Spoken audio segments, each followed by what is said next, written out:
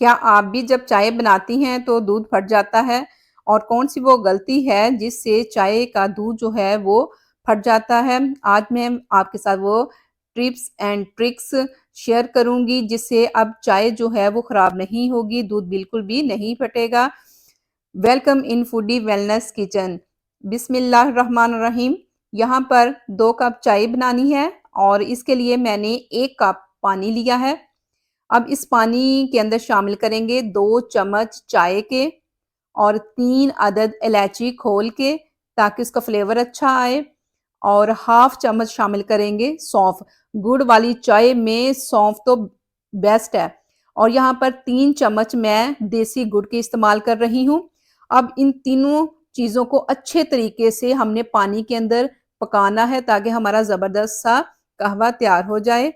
और सबसे पहली टिप ये है कि आपने जब भी गुड़ वाली चाय बनानी है तो आपने दूध को बॉयल करके इस्तेमाल करना है और फ्रिज का डायरेक्ट निकाल के आपने कहवे में शामिल नहीं करना, जिससे एकदम से हम ठंडा दूध जो है कहवे में डाल देते हैं तो वो खराब हो जाता है। यहाँ पर बॉयल किया हुआ दूध मैं शामिल कर रही हूँ 2 कप।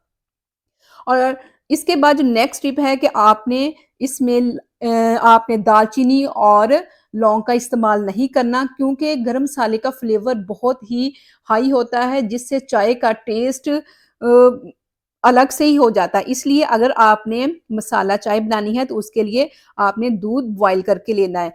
ठीक है? यहाँ हम रेगुलर टी बना रहे हैं तो इसके लिए सौंफ जो है वो बेस्ट है, इससे हाज़मा भी दुरुस्त रहता है। और यहाँ तकरीबन 1 से 2 मिनट हमने चाय की अच्छी तरीके से पकाई करनी है और इसको फेंटना है ताकि ये फ्लफ़ी सी हो जाए। और नेक्स्ट मैं आपके साथ शेयर करूँगी एक और टिप्स जो कि बेस्ट है कि आपने चाय को 2 से 3 बॉयल तक पकाना है, ज़्यादा नहीं पकाना। अगर हम ज़्यादा पकाते जाएँगे तो जो चाय है वो कड़वी और कसीली बनेगी जिससे बिल्कुल भी टेस्ट अच्छा नहीं आता, ठीक है ना? और जो गुड़ वाली चाय है वो चीनी वाली चाय से थोड़ी-सी थिक होती है। अब हम स्ट्रेनर की मदद से छान लेंगे और इतनी ज़बरदस्त सी खुशबू आ रही है कि मैं आपको बता नहीं सकती। और आपने हर स्टेप को सही तरीके से फ़ॉलो करना है तो फिर आपकी चाय का जो दूध है वो बिल्कुल भी नहीं फटेगा, ठीक है? और यहाँ पर मैंने 2 कप बनाई है और इतनी मज़े की खुशबू आ रही है ना और साथ में बिस्किट हो तो क्या ही बात है।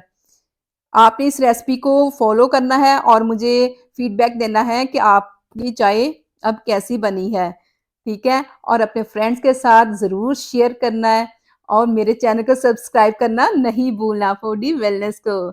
Thank you for watching. अल्लाह हाफ़िज़। Stay with us.